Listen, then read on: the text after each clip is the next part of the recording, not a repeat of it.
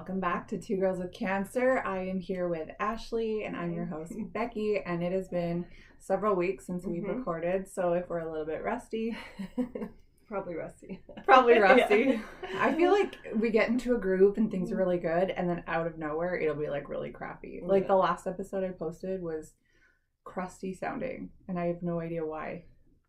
I don't think, honestly, I didn't really know this. Oh, the whole time I was editing it, it was like all I could hear was background. It was like I was, I don't know, on a highway I think recording. It's because we weren't together.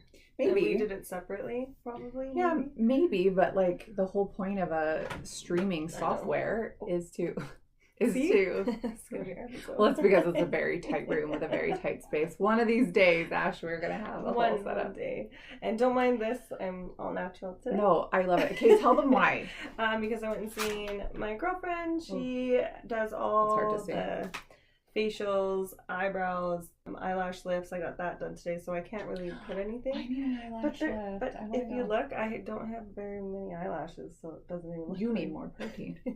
I can't absorb protein. All I eat is protein because of half my colon being gone. That's what maybe you're not eating the right type of protein. Do you know what your blood type is? I eat so much.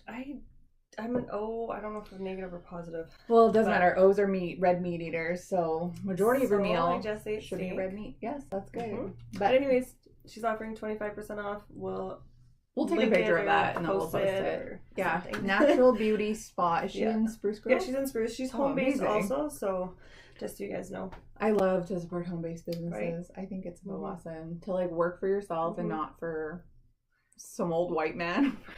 Who's just collecting off of your amazing work. And I say that because every person I've ever worked for was an old white man. Not because I think that only white people are in business or anything like that. I need to stop talking. We are rusty. And edit. Yeah, see what I'm saying? Yeah, we're rusty. We're not racist. It's just... No, not at all. No. Well, you kept saying white. Well, yeah, because every guy that I've worked for has been an old white man. That's why. Variety. Nice. I guess you were working at the casino. That's probably there. Indigenous. I'm Indigenous. Yeah. So interesting. Yep. Anyways, so today, Okay, so today we are talking about. I can't remember now. Oh yeah, that your doctor is not God, and for some reason it feels a lot like people think this.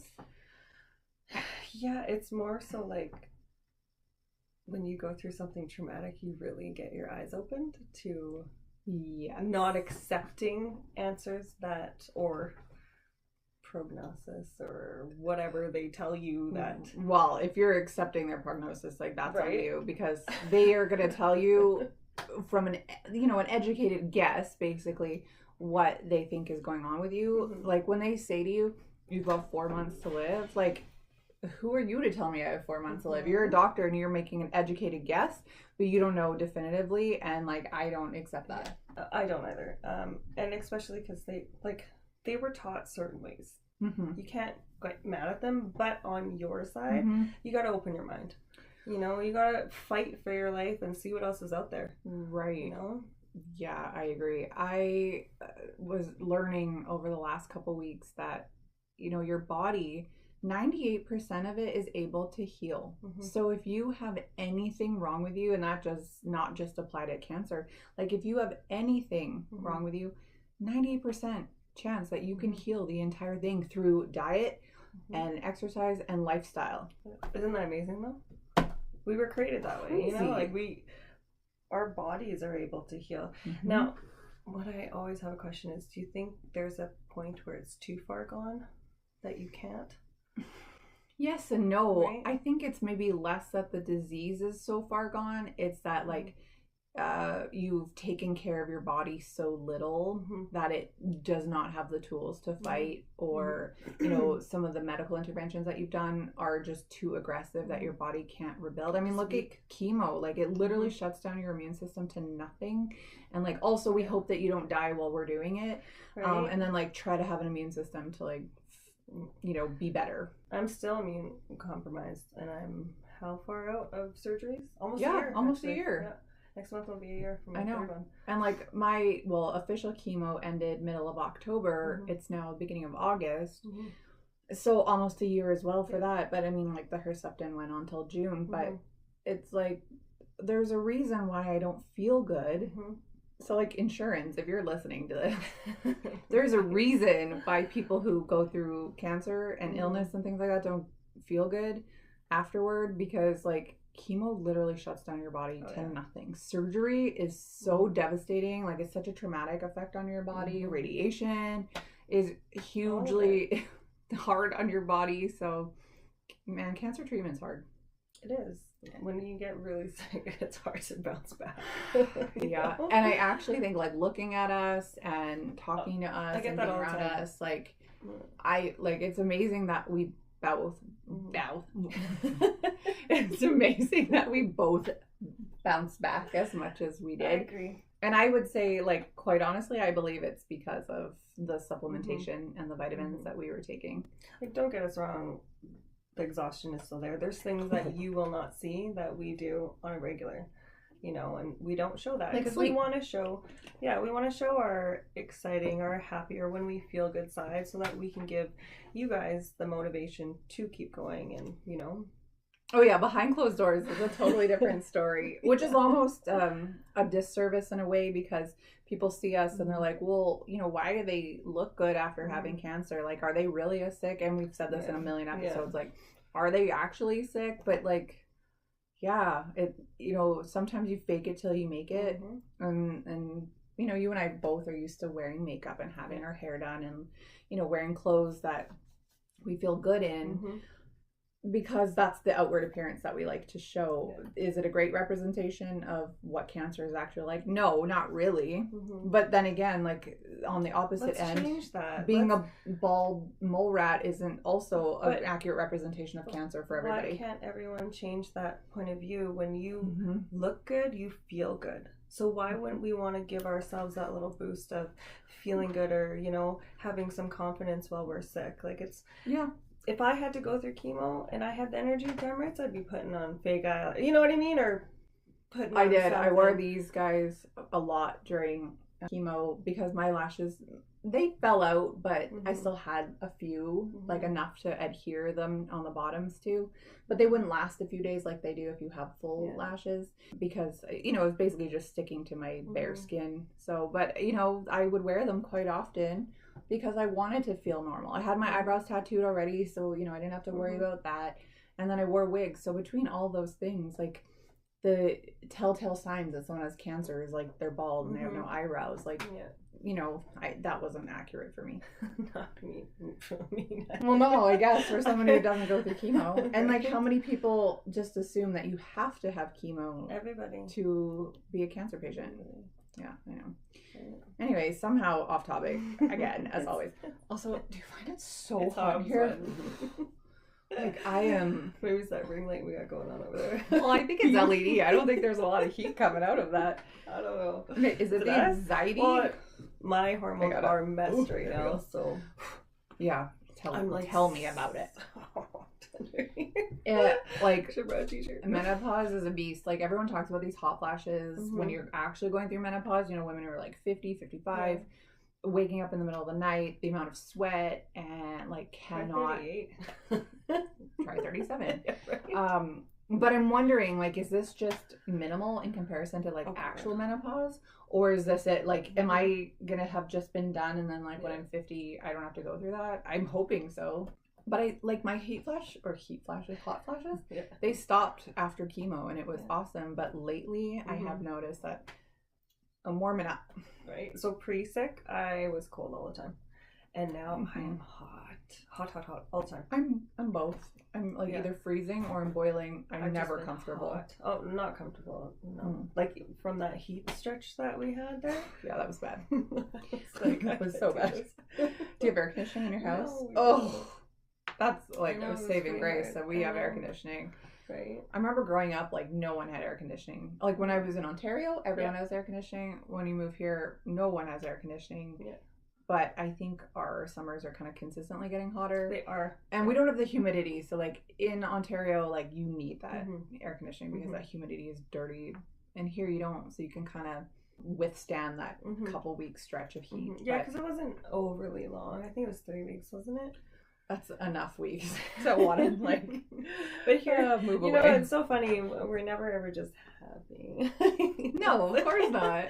It's like it's too hot, and then winter is too cold. I can't wait for summer, and it's like vice versa every time. When I was in Ottawa, it was so wet and sticky. Like you go outside and you're like, my upper lip is sweating. Like it felt like my whole mouth was like underwater, and it was so gross. And then I'm thinking, like, the days I go outside here, I'm like, oh, it's humid. No, it's not. Not even a little bit. It is so dry here. Right? I love fall. Fall is my favorite. Everyone says that. They're like, oh, bring on the pumpkin spice and the Ugg boots. That doesn't do it for me. Do you? I do. I never used to. I never really was a big coffee drinker until recently. Okay, we need to look into this. We've talked about this before. I have never drank coffee my entire life. The past year, I only put it out my butt. But now, which we're going to talk about soon. And she's going to teach me. And I'm going to teach her. And I'm going to do it for her. Just kidding. I'm not going to. Maybe. Anyway, like, I am obsessed with iced coffee. That's all. I had one today. That's all I want. I don't know why. I don't even enjoy the flavor. That's the thing. I have one a day. 1 to 3. McDonald's has a sugar-free one. It's not good. I don't think sweetener is good for you by any means, but is it better or worse than actual sugar for you? I don't know. Sugar, just the regular. Because like it's a healthy balance. I won't do the sweeteners. Yeah. I'll stick with just sugar. If I'm going to have sugar, if I'm going to have a sugar drink, I'm going to have sugar.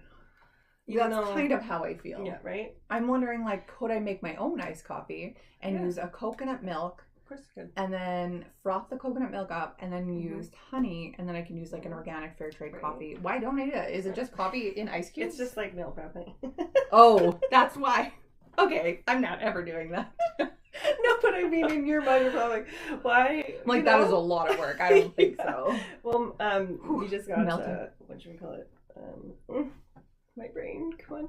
Words. You got this. The ice cream maker, or the Ninja maker? ice cream maker. Oh yeah.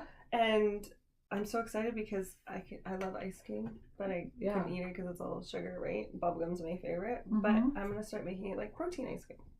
Oh. And healthier things, right? So that's fun. Well, now that you're a affiliate of Popeye's supplements, hey, yeah, I do love the most cleanest, I guess you could say, out of the proteins, because I didn't have protein powder when I was sick. I just had natural protein, like meat, or whatever else protein, cottage cheese. It's the cleanest out of all of them that I have been able to find. I know there's one called Good Protein, and that's supposed to be super clean, but I haven't tried it yet. There is one that the Tallow Girls posted. Okay. And it's out of the States, and it is totally like carnivore keto one. Like there's not even any whey in it or milk or anything. It's all made from animals. And it looked good, and I thought, I'm gonna get this for my kid. And then I was like, I'll get it for myself, and then I'm cheap because the American dollar is so bad compared to ours. Like $1 American is like $1.40 here. It's so sweaty. We're gonna have to turn that air conditioning on. Right? We'll get through this one episode. We have 15 minutes, maybe 20 minutes left. We got it. And then, but like, I had to take it off. I hate my arms and everything, and I'm like, I don't even care. I'm trying to be like more open with my clothing, because before I was like this kind of a girl. Sorry, how do I cleavage with one side? And then I got rid of all those shirts, and then everything I bought was like, I'm proud of you. Was like this. That looks good. And I also hate that, so I'm like trying to show some chest. Like, why not? You know, there's some obvious shadowy differences on this side, but still looks good. For the most part, it's okay. It's been a nice happy medium. And my scar, it's lightening up. Well, what do you know? Quite nicely. That body's doing its thing. Yeah, right. It's starting to heal. Look at us, eh? See, this is what we said when we were talking to someone the other day. Like, this is a season and it's short. You say that your life is, let's say it's 80 years as a round number. 1 or 2 years of it is a fraction of your life, right? It's like, and that's why, like, the episode, do not listen to them if they tell you. Like, I was told last week that I got in between now and 15 years to live. I was so mad when you told me this, because of the cancer, the form of it, and blah blah blah. And I'm like, I just started bawling. I'm like, no, that's not good enough for me. And I got angry because I thought about that this morning because I had to take Eden to an appointment at the same clinic. I was like, oh, these guys. Oh, and you know, and I don't like to talk ill, but compassion needs to be taught when you go through. Yeah. Because he's being a little snarky with me, and I was like, listen. Oh, was he? Yeah. No. I had to tell him, I said, you need a little more compassion, and I'm bawling. I'm like, this has already been a hell of a journey for me. Mm-hmm. And I'm 37 when I started, 38 mm-hmm. now, and I'm 39 next month. Like, it's a lot. Mm-hmm. And I was like, you need to, he's like, just let me finish. I'm like, because he's like, you're asking all these questions. I'm like, well, wouldn't you? Like, there's a lot. You're telling me so this is how I'm going to live and die with all these symptoms I have. And it's not. Mm-hmm. I mean, they're only taught a certain right way. How much of his even his doctoral teaching was specifically on neuroendocrine cancer or cancer in general? Right. Was he an oncologist? Like, what was he? Medical, internal medicine. I don't know. So not an oncologist, not someone who specializes in neuroendocrine cancer. So, like, do you know what you're talking about? No, you don't. Shut up. That's how I felt. I know. When I got this text message for me, like, I was away last week. She texted me and I was like, are you kidding me? I was so mad. And I had literally just learned that day that you don't need to accept. Like, it was just like such divine timing that you and I had talked, and I had learned this at the exact same time. Like, number one, you don't accept what that doctor says, because that is a death sentence. That is a curse put on you, and you do not accept that. Well, nobody should say that. Yeah, it is a curse. Like, if someone is telling you have X amount of time to live, that is a curse that your body hears, and it's going to live by. Absolutely not. You do not accept that. And also, your doctor is not God. He does not know the future. He does not know anything about anything other than, like, he knows his own body, and that's great, but nobody knows the future. Am I mad at him? No, because he's doing what he was supposed to do. Exactly, but it's the ignorance of some people when it comes to compassion to people who've gone through a rough journey. Yeah. And the deliverance needs to be better. Yeah, I mean, like, thank you for your opinion, but no thank you. Yeah, I won't accept that. I'm like, now you're challenging me? Like, I'm gonna win. So you're like, okay, so I get to live maybe till 53? I don't think so. But I'm like, do you know who you're talking to? 93. Like, I don't think so, buddy. It's not gonna happen. Of course I cried and stayed in bed for a few days. Because it's shocking news. This is why I don't agree with prognoses. Because I think it really... It's unfair. Well, it's unfair, and it also stunts the person. And it puts it in it plants that seed in your mind. So you're living in that state of fight or flight, but you're trying to control it. You're trying to be happy, and you're trying to move on with your life, even though you got this X amount of time. Like, do you remember when you were sick? Like, before you found out, but you didn't feel good. But then they said it was your appendix, and it was like a sigh of relief, and like you felt better, and you felt better. In that 2 weeks or whatever, or 3 weeks that it took to get your results back. You were like, yeah, it was appendicitis, and I feel better. You legitimately feel better. And then they said, actually, it's cancer. Well, your mind now goes to the place, and now you're dying. Yeah. You don't just, have a sickness. Yeah. But I was so happy. I was like, sweet. You guys figure it out. I go back to my work, and I can, carry on with my life. And then I was like, here's this. I know. Because the mind is a powerful thing. The tongue is a powerful thing. So when people say things... This is like, again, we've talked about this 100 times too. Like, when people say things, there's power in people's words. That is biblical, okay? There's power in people's words because what they say affects you. When you say, oh, sticks and stones, like, no, like, things that you say are a curse, and I don't accept them. But I was picked on when I was younger because of, your skinny booty. Yeah, but look at that. It's stuck with me my whole life. And then when I got sick and lost all my muscle mass because I worked so hard to get somewhere, and then it's like, great. Now in my mind, it's like being picked on, all those things, but it's crazy that when the people do their delivering, when the doctors, and it's like, well, why wouldn't you think of that? How you're gonna forgetting that you're a human first, and sickness is not you, it's just something. I actually heard too recently, this is why you should never claim your illness, like it's not my cancer, right? I've been telling you this for months now, and I haven't said it for good. I love that. But it's because your body produces cells perfectly. It replicates perfectly. There are no abnormalities. This in your body is an abnormality. It is not yours because your body perfectly doesn't do that. So like, you don't claim it. It's not yours. So even if cancer aside, if you have like arthritis or something, if you're like, oh, how's your arthritis? I'm not arthritis. Like, it's just something that happens to be in my body right now. You don't claim it. Because you don't want to keep feeding it. Mm-hmm. Right? And I didn't understand that until you explained it. Totally. And I think since that day you explained it to me on the podcast, I don't think I've said it good since. Because I call you out on it now. Like, but have you had to? No, I think maybe once I heard it, and that's about it. And that was like right? a few months ago now. But I mean, it makes sense. And until you're brought aware of it, you don't know, right? Yeah. And it's just like the daily affirmations. Yeah. You know, we're telling yourself you're pretty and strong and, you know, like, right. you have to. Because it will actually retrain your brain. I watched a video yesterday that said get up in the morning and look at yourself in the mirror and say, like, I can do this today. I'm going to do this today. And it's like so many times where I've looked in the mirror at my body or my hair or whatever, and I'm just like, I love you. You look really nice. And it's hard because I know that I don't believe it, but you need to like get to that place where you do believe it. And it's like, I don't know, like I've been looking at my chest recently and I'm like, man, how nice would that look if that one was gone too? And I'm like, everything would be so easy. Right.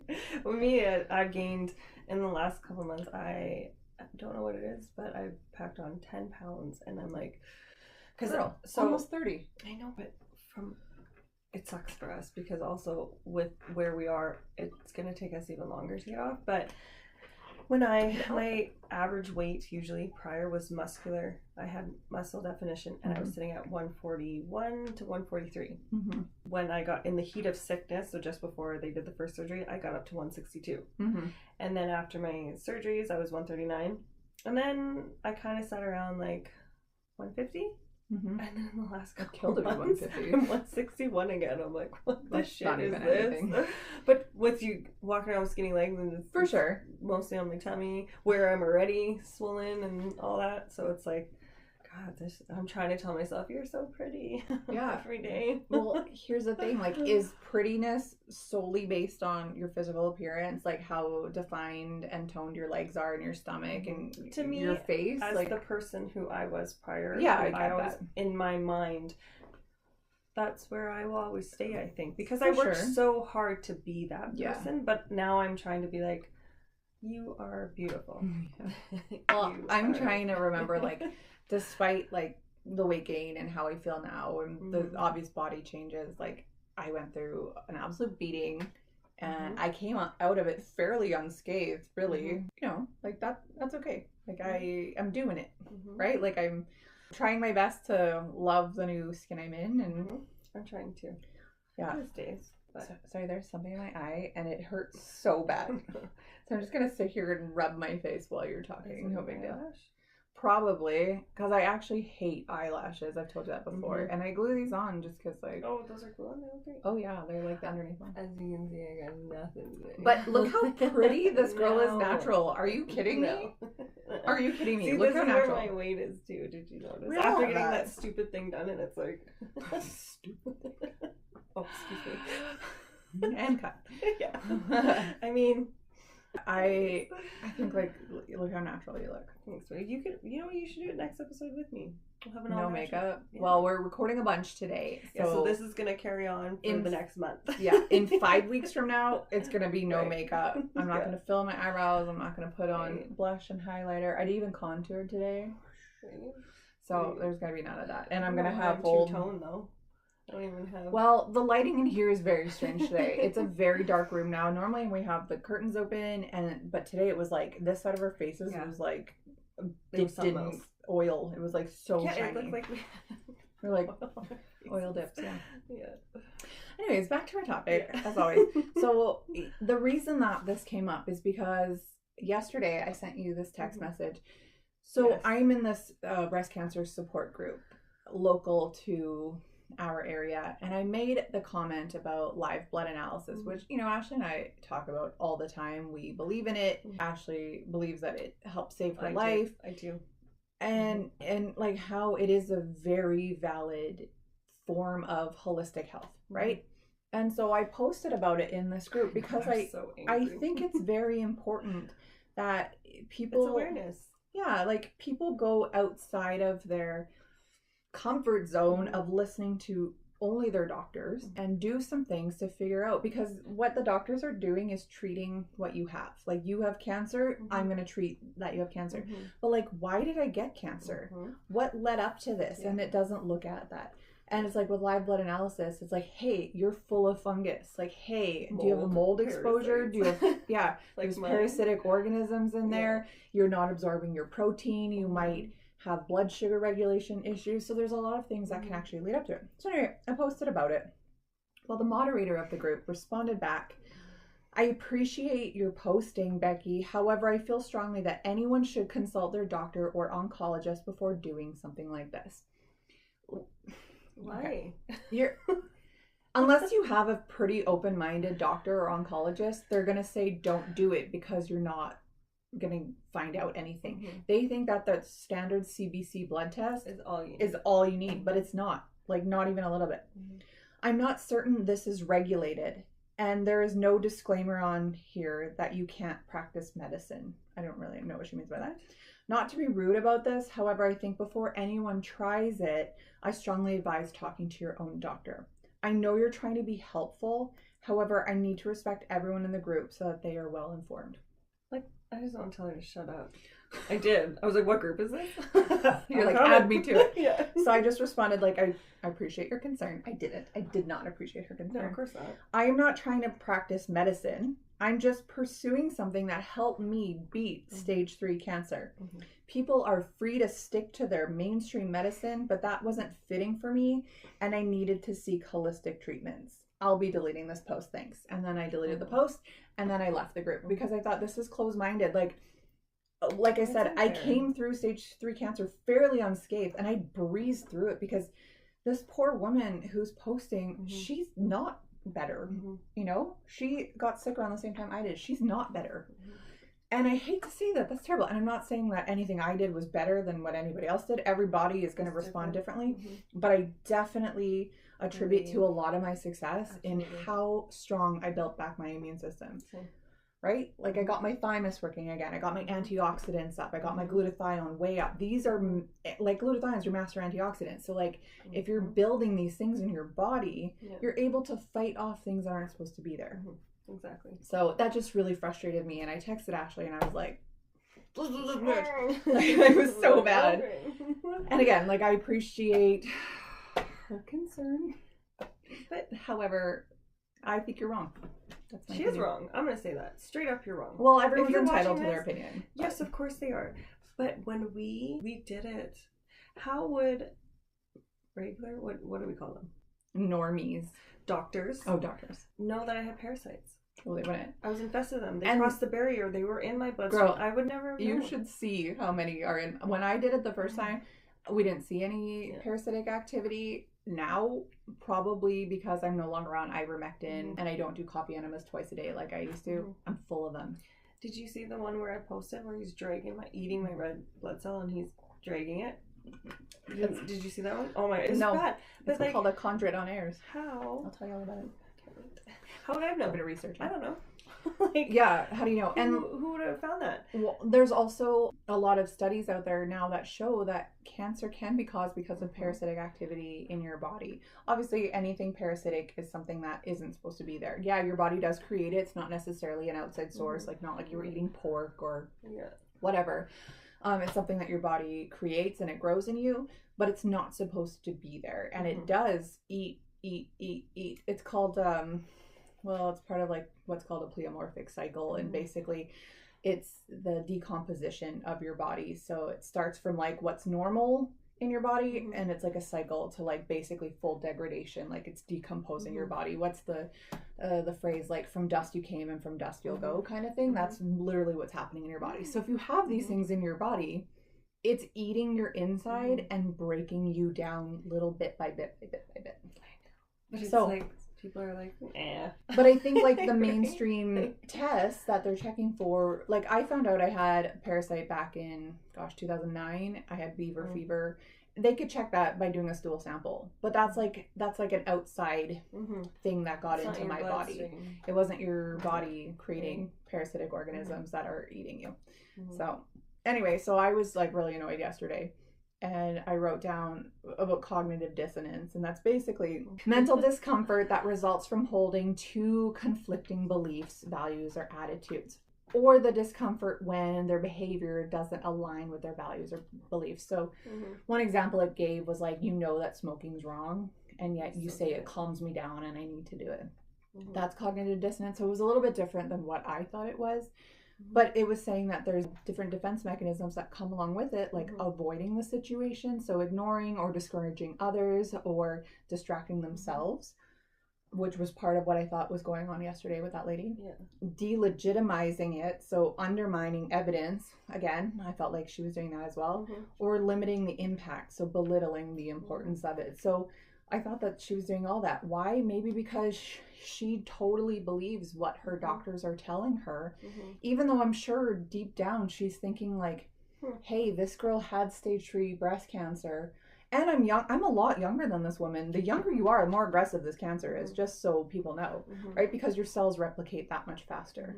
When you're an old lady and you get a cut on your leg, it doesn't heal forever because your cells are not replicating fast enough. So anyway, like, she's probably seeing this young person who was able to beat stage 3 cancer in a short period and think like, oh no. Yeah, like, well, what she did couldn't have worked, or maybe it could have, but I don't want to accept it. So I don't know. All we're saying, open-minded. Yeah, all we're saying is like, doctors are human. They have limited expertise because, like, they've never come up against every single thing that's ever existed, right? Like, their experience is limited. And they make errors. They make errors all the time. So they do. Yes, they do. This is how I ended up with cancer. And we don't have medical background, blah, blah, blah. But we're not doctors. But this is our journey, and this is what we've done, and I don't want no haters on this one. Right. One thing I read while doing research for this was that you know your body better than anybody out there. And so it talks to us all the time, and we need to listen when it is talking to us. Like we've said before, if you feel something isn't right, trust your gut. Like, yeah, maybe some of it's psychosomatic, but the healthy, optimal mind isn't telling you that there's something wrong if there's nothing wrong, right? There's obviously something wrong also in your head. So like, if you're feeling off, you're probably right. You know your body. You live in your body every day. I know my eyes being like this all the time and me being sleepy all the time is not my normal, right? Me neither. Oh man, I could go to the gym. When I was working before 5 a.m., I was out at the gym, worked an 8.5-hour day, still mom, still like totally. And now I'm like in bed by 6:30, having naps. I have no choice. I know how tired I am. Yeah, I just power through it and then suffer around the consequences after. I'm fairly sure my adrenals are like probably so out of whack. But yeah, I will leave everyone with this: that we are the bosses of our own health, and we have to take responsibility for it. So with that, join us next week when we are talking about, I don't know, are we talking about your topic next time? We're going to leave that one for a few weeks. Topic. We're going to talk about Stinky Kitty. Stinky Kitty. Oh my god. Stay tuned for that. This is for the women, so men, well, they can learn too. But... You can. I guess they could learn. Some men are rude. Well, we'll get into it. Yeah. So join us next week. Bye. Bye. At the beginning of this episode, we talked about Ashley's lash lift and brow tint. She went to Natural Beauty Spa located in Spruce Grove, Alberta. This is a friend of Ashley's, and she has a home-based business, which we totally want to support. And she's extending 25% off of her services to our listeners. She offers lash lifts and tints, jelly masks, which I've had and they are so awesome, dermaplaning, waxing, and so much more. If you're in the Edmonton area, go check her out and take advantage of this amazing deal. Plus, spoil yourself because you totally deserve to. Follow her on Facebook at Natural Beauty Spa and on Instagram at b.naturalbeautyspa.